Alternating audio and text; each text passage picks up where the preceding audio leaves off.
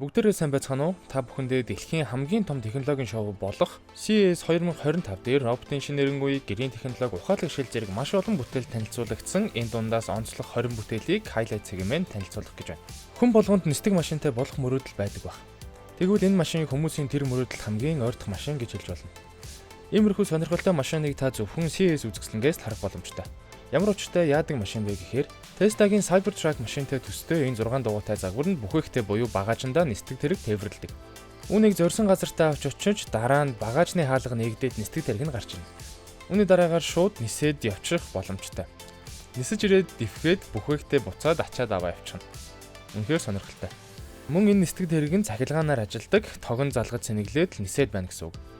Өмнө нь CES дээр иймэрхүү олон машин танилцуулагдаж байсан ч худалдаанд ерөөсөө гараагүй бөгөөд харин Xpeng Aero ичдийн худалдаанд гарах нь бараг л ойлгомжтой болчихсон. Үнэ нь $90,000-оос эхэлнэ. Locally. Энэ жилийн CES дээр танилцуулагдсан бас нэгэн тренд бүтээл бол ухаалаг хаалганы цоож. Ultra wideband технологи бүхий хаалганд 1 м орчим зайтай байхад л хаалга автоматар онгой. Одоогийн шиг түлхүүр сургуулаад байхгүй эсвэл хуруугаараа дарж код хийгээд байх шаардлагагүй болтлоо хөгжчихсөн. Мөн хаалганы дотор талд дэлгэцтэй. Тэр дэлгэцээрээ хаалганы цаана хэн зогсож байгааг тод томруунаар харах боломжтой. Бага насны хүүхдээ гэрт нь ганцаар ангийн үлдээх үед маш хэрэгтэй байдаг. Танихгүй хүн хаалга тогшлоо гэж бодоход хэн гэдгийг нь заавал хаалга онгойлгож явж харалгүй хаалганыхаа цоожноос л харчихна. Энэхүү ухаалаг цоож нь нүүр таньдаг олон төрлийн нэмэлт функцүүдтэй бөгөөд ердөө нэг л хаалганы цоож гэхэд дэндүү ухаалаг байгаа биз. Holiday glasses. Шилний онцлог нь гаднаас харахад ухаалаг дэлгэц мэт юм юу ч байхгүй. Харин дотор талдаа дэлгэцтэй бөгөөд таны нүд рүү шууд тусна гэсэн үг. Жижигхэн LED дэлгэц шилэн дээр тусна. Мөн дээрээс нь touch controls буюу дэлгэцийг хуруугаараа удирдах боломжтой. Гэхдээ нэг асуудал байгаа. Таныг дэлгэцээ харж байхад хүн гаднаас нь харвал нүд чинь ийш тийш эргэлдээд харцан тогтохгүй байгаа мэт жаахан эвгүй харагдаж магадгүй. LG компани CES үзэсгэлэнд гаргасан шинэ загварыг бас олонний анхаарлыг татаж байсан. Тэр бүтээл нь OLED дэлгэцтэй шарах шүүгээ. Гэхдээ бид одоогоор ийм шарах шүүгээ хэрэгтэй юу гэдгийг бүрэн тодорхойлж чадахгүй. Энгийн шарах шүүгээний хаалгыг 27 инчийн таблет дэлгэцээр сольж илүү ухаалаг болгосон. Шарах шүүгээ болон тогоо мэдрэгчтэй. Нэмээд 3 камертай, хол хийдэг контент бүтээгчдэд зориулсан өөр дээрээ спикертэй. YouTube-ээр бичлэг үзэж болно гэд үнэхээр супер бүтээл.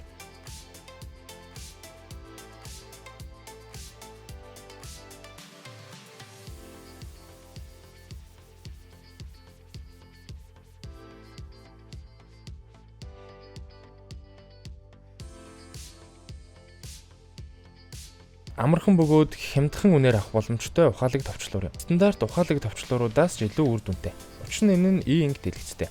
Дэлгэц нь хэрэглэгчдэд нэг товчлуур хэд хэдэн төхөөрөмжийг хооронд нь шилжүүлэх боломжийг олгодог бөгөөд ямар товчлуур юу хийхийг таамаглах шаардлагагүй. Wi-Fi, Zigbee, Bluetooth болон дараа нь энэ жил Matter төхөөрөмжүүдтэй хамтран ажиллах боломжтой. Та үүний гар утас болон бусад олон хэрэглээний хэрэгсэлд хянахад ашиглаж болно. Тунх хямд бөгөөд 2025 оны дунд үеэс худалдаанд гарах төлөвтэй.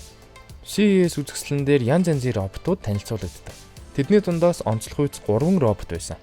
Яг энэ дүрсэн дээр харагдаж байгаа робот төгөлдөр хуур даралтад хөгжим тоглож чаддаг. Гэхдээ арайч хүн шиг тоглож чадахгүй л те.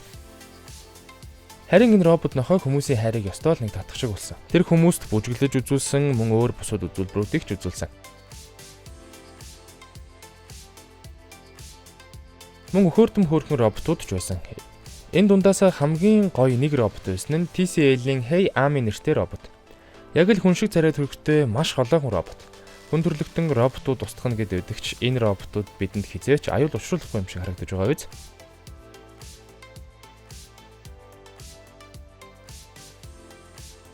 Энэ жил CES дээр хэд хэдэн ухаалаг тоос орогч танилцуулагдсан. Бүр таны бодож байгаагаас ч илүү ухаалаг.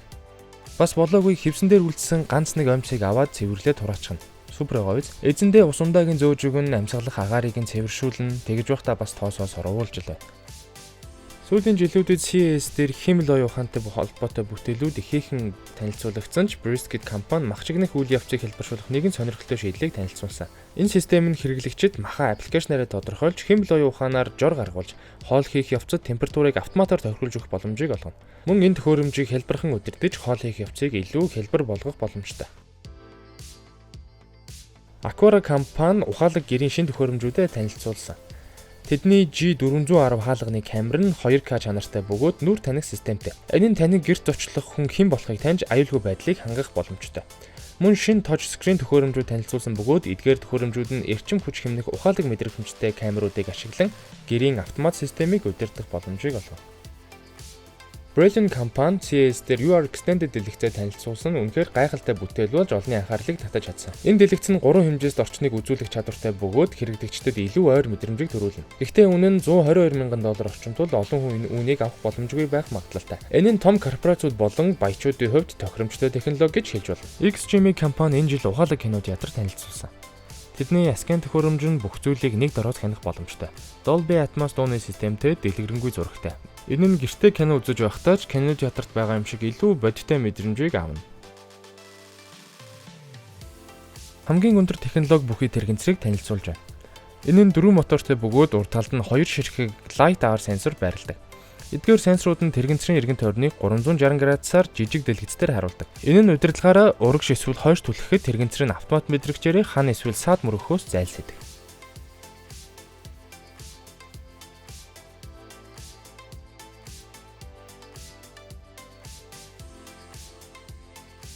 Бүх RGB гэрлүүдийг бүтээгдсэн гэж бодож байтал Goovi дахин гайхшрууллаа. Тэдний үзэсгэлэн дээр хамгийн том Skyline ирж бүрдлүүд байсан бөгөөд эдгээр нь шалнаас тааз руу эсвэл нэг ханаас нөгөө хан руу суйрлуулж болохоор бүтээгдсэн. Мөн тэдний Table Lamp Approach бий. Энэ нь нэг дор хэд хэдэн хүн гаргаж чаддаг бөгөөд дотор нь JBL-ийн чанга яригчийг харуулахын тулд тунгалаг хэсэгтэй. Энэ нь хуучин Apple Pro-гийн тунгалаг чанга яригч шиг санагдуулж байгаа ч RGB-тэйгээрээ онцлогтой. Мөн Goovi шинэ Pixel Lite-ыг танилцуулсан. Энэ нь тоглоомын контроллер шиг харагдах боловч AI ашиглан Pixel Art-ыг үзүүлдэг. Goovi мөн энгийн RGB гэрлээс илүү практик гэрлийг бүтээсэн байна. Жишээлбэл таасны гэрэл. Энэ нь маш гэлаасан бөгөөд дулаан болон хүйтэн цагаан гэрлүүд нь маш сайн харагдана. Түүнчлэн тусдаа хянах боломжтой ambient гэрлүүд байдаг бөгөөд энэ нь тааз руу гэрлийг тусгах юм. Kirin Holdings. Хэрэг та давсархаг хоол идэх дуртай бол энэхүү гайхалтай төхөөрөмжийг танд санал болгож байна. Япон улсад бүтээгдсэн энэхүү халбага нь цахилгаан гүйдэл ашиглан таны хоолны амтыг илүү давслаг болгож чаддаг. Энэ халбагыг хүүхэд халбага барьж байгаа юм шиг атгаж барих ёстой бөгөөд тэгж байж гүйдэл явагдаж шүднийхээ урд хэсэг зөөлөн цахилгаан цогоор цохиулж давсархаг мэдрэмжийг авах болно. CES дээр бас хэд хэдэн ухаалаг термометр танилцуулагдсан. Эхнийх нь Eco Essential бөгөөд гол нь Eco Lite-ийн илүү гоё харагдах хувилбар юм. Энэ нь тогтоох шаардлагагүй ба алсаас мэдэрдгээрээ онцлогтой. Харин дараагийн термометр болох Honeywell Resideo-гийн X2-с нь ямар ч чимэггүй энгийн харагддаг боловч метртэй холбогдсон ажилтдаг. Энэ жил CES дээр хинч худалдаад авах боломжтой хэмт төсөр ухаалаг термометруудыг танилцуулсан. Нэмэлт мэдрэгчтэй ба гэрийн дулааныг автоматар тохируулж эрчим хүчийг хэмнэдэг. Мөн метр технологиг дэмждэг ба энэ нь таны гэрийн автомат системтэй илүү зохицох боломжтой. Хүйтэн усанд орох дуртай хүмүүс Chill Shark шин шийдлийг санал болгож байна. Энэ төхөөрөмж нь таныг Vanta хүйтэн усанд орох боломжийг олгож, биеийн температурыг тань тохируулж, усны халуун хүйтнийг зохицуулна. Мөн суйрлуулахад маш хялбар бөгөөд зөөврийн байдлаар ч ашиглах боломжтой байна шүү. Droplet нь усны хэрэглээг хянах төхөөрөмж бөгөөд усны шугам дээр суйрлуулж, цоорхойг шууд мэдэгдэж хэрэглэгчдэд мэдээлэл өгдөг. Энэ нь усны алдагдлыг цаг тухайд нь илрүүлж, хэрэглэгчдэд илүү аюулгүй байдлыг хангах боломжийг олгоно. Мөн суйрлуулахад хэлбэр бөгөөд таны усны хэрэглээг хянахад туслах хамгийн чухал хэрэгсэл байх болно.